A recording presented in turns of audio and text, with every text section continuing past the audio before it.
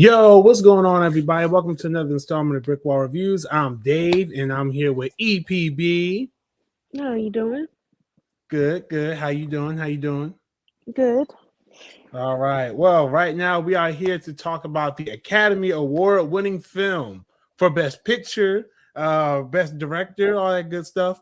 Um, One battle after another, starring Tiana Paris, Leonardo DiCaprio, Sean Tiana Penn, Taylor. Tiana Taylor. I said her. I said that right. That's the first You name I said said. you said Tiana Paris. Oh, for real? Oh, my bad. I meant to say Tiana Taylor. See, where else y'all get mistakes like that? Y'all only get them here. And if y'all enjoy the type of reviews that we do, y'all been checking out the channel for a while. Hey, do us a favor, hit that subscribe button. Go ahead, hit that like, comment down, tell us what's your favorite moment of any other reviews we've done, or just this review right here when we're finished with it. But yeah, follow us on social media. We're on Facebook, Instagram, Twitter, Twitch, TikTok. Uh, yeah, and that's it. Just show us some love. Appreciate it. We got a lot of cool stuff coming up. April starts our April Fool's month, so we're gonna be talking about a lot of parody movies and stuff like that, and April Fool's episodes of some of your favorite shows from growing up. So make sure you guys tune into that. But that's enough yada yada blah blah. Let's get into it. One battle after another. Like I said, this is the Academy Award winning film. It got like 13 nominations, won 6 awards. I remember when this movie was was being advertised when it was first coming out, it did pique my interest. It is something that I did want to see in theaters. I just didn't get the chance to, but especially after it was getting all this critical acclaim and everything like that, I got more and more curious about this film. And I gotta say, after checking it out, I did think. I'll let you guys know some of my thoughts on this. But I mean, the question that we're gonna be asking here and trying to answer is: do we think that this movie was worthy of getting all the awards and accolades that it got, or is this something that was maybe overhyped or maybe misunderstood by us? For those of you who don't already know, One Battle After Another follows a character played by Leonardo DiCaprio. Y'all know I don't remember character names very often. Bob. Bob, there we go. Bob, that's his alias. Actually, he has like a completely different, but Bob, right, played by Leonardo DiCaprio. As he's like, he's part of like this revolutionary group. I guess you would call. What would you call them? How would you classify them? Like domestic Yeah. terrorist or like I wouldn't so much say they was domestic terrorist, but they did do some domestic terrorist type activity. yeah, they blew up a lot of fucking buildings. But but I was gonna say, but they didn't kill anybody. But I can't really say that. So Yeah, I mean, at a certain point, people do get hurt. so we'll just say extremist group. There you go. Yeah. Let's say extremist group. Is there a term that they have listed here on the good old PDF wiki? Uh, let's see. Far left revolutionary group. Yeah, revolutionary. Yeah, so it's a revolutionary group. Call themselves revolutionary group. You can call them extremist group. You can call them what you see fit to call them. The But French yeah, so he 75, which I didn't understand. yeah, Because I they was in about to America. I don't know why they call themselves the French 75 either. I don't understand. Like, honestly, I will say that. So, like, first thing I will say is that I don't understand any of this revolutionary shit that they got going on in this movie. Like, I don't necessarily know what they're fighting for, but I would figure, because I did, listen to, some of the things they were talking about. Like, there's one part where Tiana Taylor, her character, was calling like different like government buildings or banks and stuff like that, and just telling them like she was trying to stand up for women's rights, abortion rights, equal wealth for people. There were different things like that, but they were just doing it in an like we said before, like an extremist way. So they will call these places like, listen, we got a bomb in there. We're gonna show y'all how the infrastructure is. We're gonna break the system, man. We're gonna drop this, like they kind of did talk like that, though. They kind of did, and they had like all these like code words and stuff like that. So basically the crux of this is Leonardo DiCaprio's character him and Tiana Taylor, they fall in love and stuff like that. Well, I wouldn't really say like love, I so to speak. don't, yeah, they was They definitely get talking into they though. start dealing with each other. They start dealing with each other.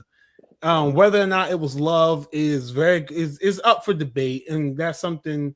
I mean, do you think it was love? Do you think would you classify that as like a Uh, loving relationship or just like a I don't think it was love. I think she was attracted to how far he would go because when he was first introduced, he seemed like just this unassuming side character. But as soon as he went in there and started lighting shit up in the beginning, it was like she got turned on. true? Okay, yeah, so I can see that. All right, yeah. So it was like a heat of the moment type dealings with each other that they had, um, which results in her, becoming pregnant and giving birth to their daughter, who she walks out. Hold on now, because I know what you about to say, right? And we gonna work our way there. We're gonna work our way there. All right. Um, so they end up having a daughter, and um Tiana Taylor's character walks out on the family and everything like that, and go do revolutionary stuff, and pretty much She was just running away because she felt the way she felt. She felt unappreciated, or whatever the case may be. Which, when you watch the movie, you kind of I understand from the point of view of, like, postpartum depression is something that women go through. Um, but like her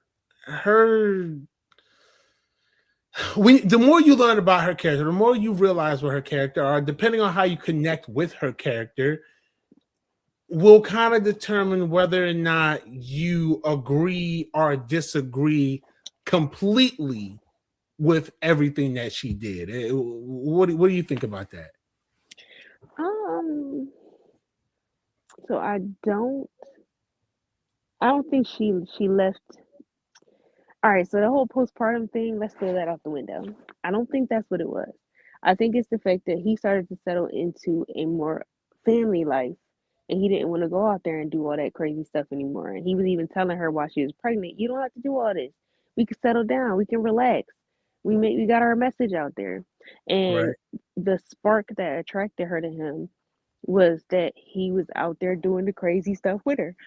He was making bombs and explaining it to her, and that was a whole scene. Then like he was out there, being her getaway driver, busting in buildings, Right. sneaking into buildings. So it's like, okay, now she had a baby. He's on one track, and she's just like, I can't. Like I feel stagnated. I feel like I need to go back out there and get the message out because she was kind of, in my opinion, the main antagonist with the whole French 75 group. Yeah, because and I can agree with that last part you said, because she was. So there's the character played by Sean Penn, Colonel Lockjaw. I feel like now is the perfect time to talk about him. Um, First of all, and this is where we'll kind of talk about one of the Academy Awards that this movie won, which was for Best Supporting Actor, which Sean Penn received that award. I've been giving it some thought. Because he was the one of the conversations that came up was, oh, should Delroy Lindo have gotten that award over Sean Penn? Yep. I think Sean Penn's performance was good though. Like, I'm not gonna hold you. Like, I I'm think they I'm in sleep favor of on Benicio Delroy del Lindo. Toro, who also is in this movie, have getting nominated for that award. But at the same time, giving it some thought, I mean, the movie doesn't hit the same way without Sean Penn's performance. And I can honestly say that much. You said something and I was rambling. What did you say? I personally think Delroy Lindo should have got it just because they always sleep on him as an actor, even a supporting actor. But I digress. I mean, I can't. I'm not gonna say I disagree with you. I'm not, because Delroy Lindo's character also made some very memorable moments in Sinners. It's just I don't know, man. I was just because and because you know there are things about Colonel Lockjaw that had me just completely and shit. Because one thing about this movie, it's not like a dead ass serious movie. Like it starts off pretty serious. It starts off a little heavy. It kind of starts off. Some may even say it starts off a little dry. It But didn't start off one heavy of at the all. things, go ahead. I said I don't think it started off heavy at all. I think it started off and it was like, what the fuck is going on? That's what started off for See, me. See, What that's is why I this? said like a little dry. Some people may feel like it's dry. Some people may feel like it's boring. Like they don't understand what's like. And I get that. I do. Like what I'm saying, I do get that. I was kind of into this movie like from the beginning. I was very interested in it, but I think that's because like the movie kind of starts off like I said like on a more serious note than a lot of the rest of the movie because you're getting that story, but you also see because we just briefly talked about Tiana Taylor's character kind of being like the biggest antagonist towards the French 45. Wait, that's French 45, French 175, French 75, 75, French 75. 75. I was close, damn it. I was only French and 30 three numbers off. quarters. um, but yeah, one like it kind of and that portion kind of starts earlier in the movie, really like in like that first 15 to 20 um is where you kind of get like this really elaborate setup for a lot of the things that come in the second half of the film or in the in the Mm-hmm. remainder of the film. And because I'm trying not to spoil it necessarily, Oh, but she I think kind it's of gonna be spoiled. Didn't that come out I can last year? only really say she was she was a hoe for no reason, man. The way she got involved with Colonel Lockjaw is like she ain't had to do none of that. But then that goes back to who she was. Even her own mother said, like, she's not normal, basically, is what her mother was saying about her. Like she's not normal. Mm-hmm. Like she She's and like, I wouldn't have picked you for her. yeah, that's what she tells to Leonardo DiCaprio's character. She's like, listen, I don't even think you right for my daughter. Like Right. she's basically in so many words, she says she's too erratic. She's off the chain. You can't handle that. Like there's people and I mean and she was very, very she was Erratic. unhinged. She was unhinged. She was. She was she was very much unhinged. Um which is part of why you can see her being renowned as such a leader of the French 75. But at the same time, like when when shit hits the fan, you see how quickly she was to make a certain decision. Mm-hmm. And even outside of that, like I think like she was dealing with or she had dealings, they're not very specific on what the I'm not going to say what the full extent, but like there are certain details I feel like are missing from her relation from learning about her relationship with Colonel Lockjaw. It is very clear what it is, but I feel as though like and this is like nitpicking information. Like it's just me wanting to be all up in the business. Like how long was it going on? What exactly outside of the obvious were y'all like doing? And it's a part in particular where I you kind of had me think about that afterwards. Be like, what did she do to him that day? Like, When they was by themselves. was it the gun? Was it was she down there like groceries? Like what was she doing? Oh What was yeah. she doing? Because she was freaked out on that regardless. And like it's not like Sean Penn. If y'all ever seen Sean Penn, I don't know what y'all opinion on Sean Penn is, but I mean I don't remember seeing him in anything in particular. Um let me see. Sean Penn, I'm not gonna say he's a hideous looking fellow, but like Colonel Lockjaw in that film against Tiana Taylor was just like Really? Like, really? But then it goes into something, and B, I feel like you could really speak to this because I see how it ruffled your feathers when it was happening in the beginning, and I knew it was going to ruffle you. This movie has a very strange, goes out of its way, completely out of its way, to let you know that that damn near every white man in this movie, at least the two main white men in this movie, are obsessed with black women. Yes. I'm gonna slide the plate over to you, B. You take it from here. My only comment from the very beginning was yuck. Okay.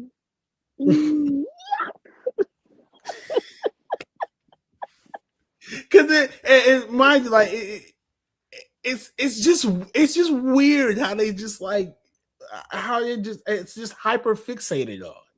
It's just really Yeah, and it's weird. just this Like, one black woman. You had other black women in the movie. First off, you had Regina Hall was in there, and you had the other, I forget the other one's name, who was walking in the bank scene. oh, you mean Miss Jungle Pussy? Yeah. Miss Jungle Pussy, here to take down the establishment. Your clothes. Your money buys my clothes. Your money buys my food. Your money buys my ammo I use. And that's how she said it too, y'all. I'm not even lying. Is that not how she said it? Yes. Your money buys my shoes. She's Your like, money look buys my. at me. It's just like, and then for them to be an extremist group, usually they try to hide their identities. These people, they didn't care. Nah, they ain't giving out one damn. They was out there like, you see this face? This is the face of oppression. I'm Jungle Pussy. No more pussy. Oh God. Yo, cause it's like so part of Sean Penn's character is like at some point in the movie he joins like this for lack of White better. supremacist group. Oh, it's got to be a white supremacist group. Like it's no way that's not a white supremacist group. What they call themselves? And Christmas creations or the some shit? Christmas Adventurers, Yeah, Christmas adventurers, and it's which like a whole network. yo seriously, and the funny thing about that is like the what the hell was it? They like the conversations they be having, yo. Yeah. Oh my god, the conversation they be having had me cracking up. Like what did he say? He said what did he say about the wetbacks getting back to work? Oh my God. So basically, they're sitting there, and he's like talking about how they think Sean Penn's character has a half black child and they need to fix that. And he's like, yeah, they got oh my gosh, did they get like swept up in a raid or something like that? The wetbacks, and they're like, yeah, he's upset because all his immigrants got taken away, and he's like, yeah, the wetbacks need to get back to work. And I was like, what? Yo, when he said that, yo, I bust out laughing. Like they said so much worse during that scene. Like like the stuff they said, I was like, there's no way. I was like, but it's funny because like as a black person, I fully believe these white people sit around and talk about shit like this and have clubs called I think they call it. I would even take it one step further. I think they call it the Christmas Crusaders in the real world. Christmas Like, where are we? what was they I thing? could It's see about some like Hail Saint Nicholas. Snow Patrol, or something like that. Like I see something like that. Oh my gosh, you're like the flakes. the Cracker Club. Yeah. Nah, but nah, it was like that entire all that stuff, and it was crazy. Like he was because I guess Sean Penn was so ass hurt, pun intended, Yo, that about part. about what Tiana Tim's character did to him. He Like, gonna come in here treat my my booty like that. You just gonna sit here and dip. Like I got she, you took off, out. Dip she out. took off on him hard, man. And then this motherfucker is just like, he just got With mad. a suit and a damn door knocker. It was like, Yo, he got the whole batter ram out the car. Yo, but the one thing I know, the way he was walking, bro, the way he was walking throughout this entire movie, bro. Sean Penn, like that's what I'm saying. Like, it's really hard to say that Sean Penn was not a very, like a very good candidate for our nominee for best supporting actor, because like the way this man was walking, and then like that last scene with him, man, talk about the I always want to spoil it. Do you know what I'm talking about though? You know what I'm talking about? When he tried to get himself out of that, when he yeah. tried to change the story. Oh my gosh, y'all! Like, listen, like, and that's what I mean. Like, when this movie earlier, I mentioned how this movie, the genre of film that this movie would be considered, and it definitely is. Like, it gets very goofy. Like after the opening and things are so heavy and whatnot, then the movie just turns into like this, like really, I guess you could say dark comedy, and it's like Leonardo DiCaprio, like. Again, he's one of the actors that I've never really like really sat there and watched like one of his movies that isn't like him doing like the dead ass serious stuff or whatnot. So like seeing him in this movie is like, and seeing how loose he was, pause. Wait a minute. Wait a minute. Before you continue that, you ain't never seen What's Eating Gilbert Grape? Nah. I didn't even know he was in there. I seen it, and I know Johnny Depp is in it, but I ain't like seeing it to like pay attention to Leonardo DiCaprio or nothing like that. Like, Oh no, he played but the little I'm brother. saying this is like when I was watching Bullet Train and I seen Brad Pitt in there. I was like, yo, Brad Pitt like was really bringing. He was having man go watch my Bullet Train review too. Go check that out. I talk about how much I love Brad Pitt's performance in there. But then like I'm saying that, or I said that, and then I thought about the fact that I used to watch Oceans 11, 12, and 13 all the time, where Brad Pitt is like, I mean, like he's more like laid back and cool in those, but like he's still doing a damn good job acting. He's eccentric. He's likable as a character, and like with Leonardo DiCaprio in this, I mean, I probably have seen him in things where he was, having fun acting, or at least it comes off that way. And then with this one, it's just like, because like his character at this point, it's like 15 years later, right? 15, 17 years 16. later? Yeah. 15, right? Yeah, 15 years later, daughter, she's a teenager and everything like that. And Leonardo DiCaprio, he's just a mess. Like, he's Yo, he like, was paranoid, he stoner, paranoid, alcoholic. pothead, all types of stuff. Like he and so like when the events kick off of the film, when the events kick off, with Lockjaw looking for the daughter, what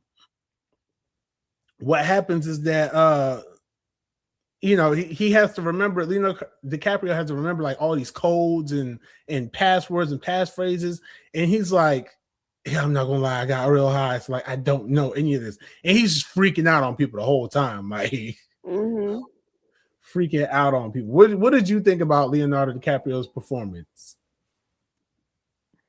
I think he had a good performance. I don't know if he plays stoner well. I think he was going more for like paranoid, panicked dad. Yeah. Trying to and with that, he did that well. I don't necessarily think he was going so much for like stoner in this. I think he was going more for like, I was part of a revolution, I gotta save my family type stuff. Yeah. Basically I gotta make sure she's good, because now we are caught up. Not even realizing that, no, he did know that all the people, he had to go because all the people in the French 75 was getting. Yeah, but mind you, he's finding out all this information in like real time. So like he found out like at least maybe like what two people at the very least found out that they died within like the first like conversation he's having with someone about it. No, because that was before they ran.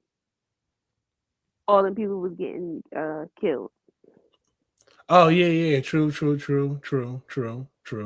like looking over his shoulder, constantly thinking, "Dang, I was a part of this extreme group. Are they gonna come for me next? I got a Right, kid and now." then especially when he starts to notice a couple of couple of strange going ons around his area. He notices a few things. Yeah, no, but I thought his performance was really good. I mean, what else? I'm trying to think like of things that we could talk about that won't be spoilers. Um, it's not that this movie is like, oh, go into it with knowing as little as possible, but it makes for certain moments if you don't know it's gonna happen. There are some good things Right. to be caught off guard by with this movie. I will say that. Yeah. So I don't know if there's like some underlying message in it, but it definitely shows there are different layers to the protection of, I guess, people. Because you see, what is his name, Benicio del Toro. Yeah, So you see his character, who you wouldn't think play such an impact that he did, just being, the daughter's karate coach. right. But you realize he has like an entire network of people he has to protect himself. Right.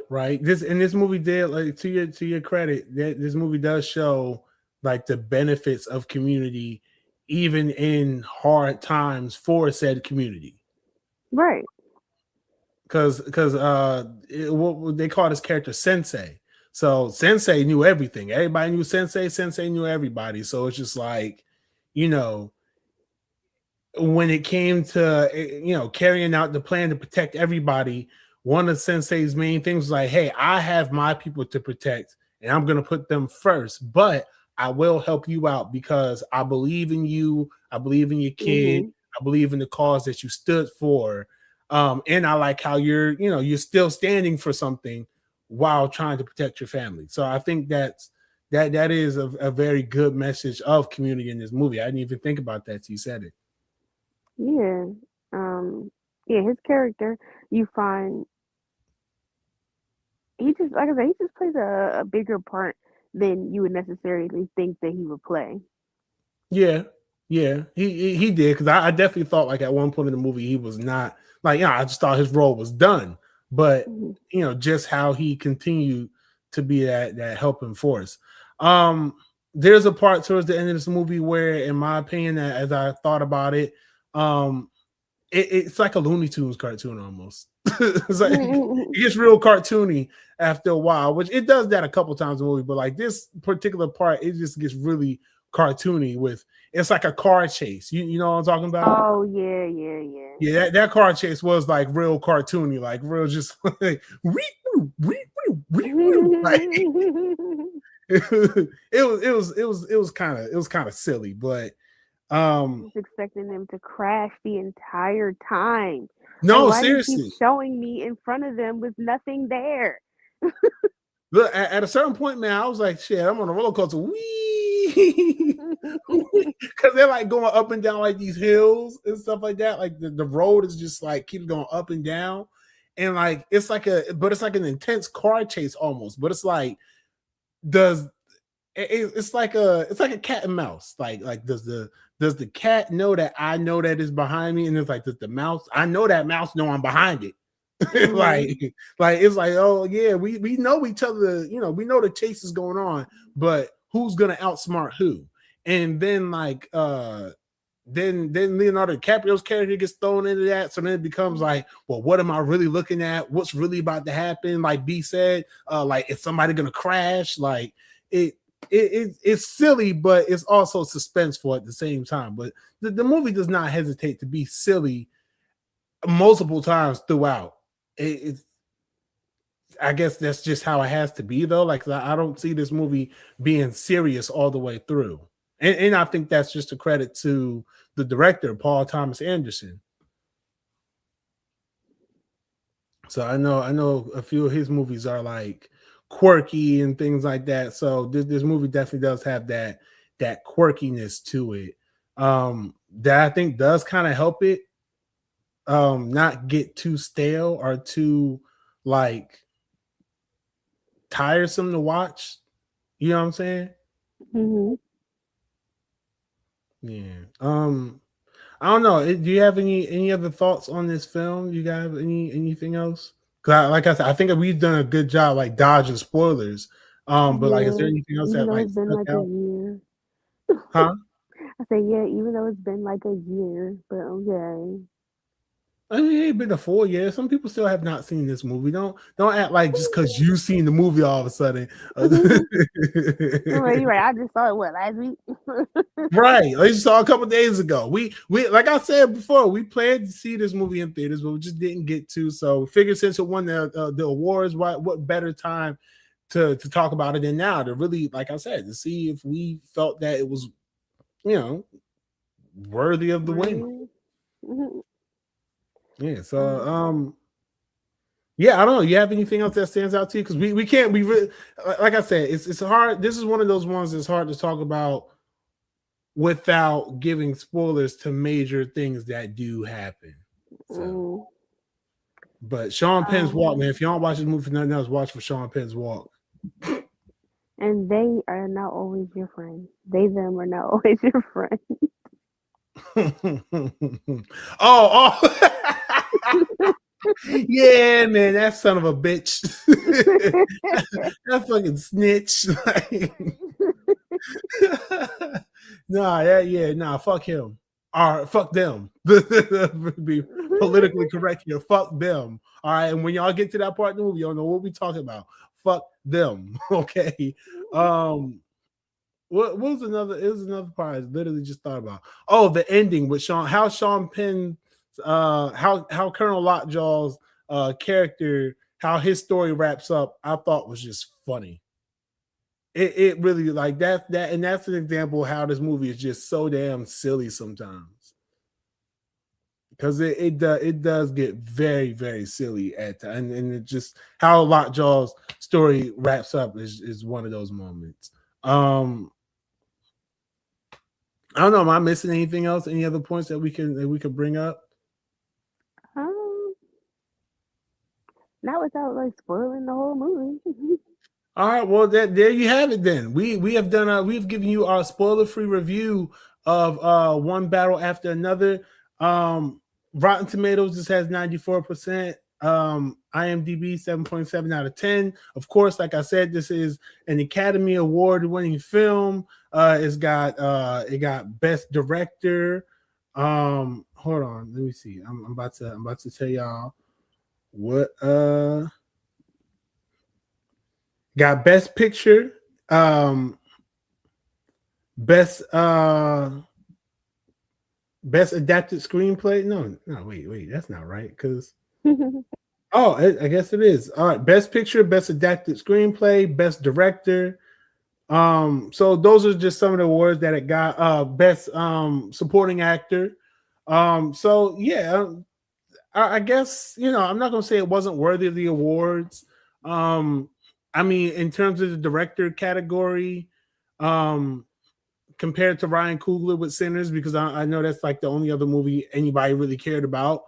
Um, was his direction of the movie better than Ryan Coogler's direction? Um, so I feel like I feel like I don't know enough about the technical side of directing to really, because each director to me has their own style. So like, I mean, Ryan Coogler for his style and his capabilities that I've seen thus far in his films, I think that he was perfectly suited for a story like Sinners. For Paul Thomas Anderson, I don't know enough of his filmography to even kind of say the same things about Ryan Coogler or the same things about him now I could say about Ryan Coogler. Now, if it was like Wes Anderson, then I could go tit for tat, bar for bar, but I'm not too familiar with all the Paul Thomas Anderson movies, so you have to forgive me. I I don't know. What do you think, B? What do you think? Do you think the direction on this was better than that of Sinners, or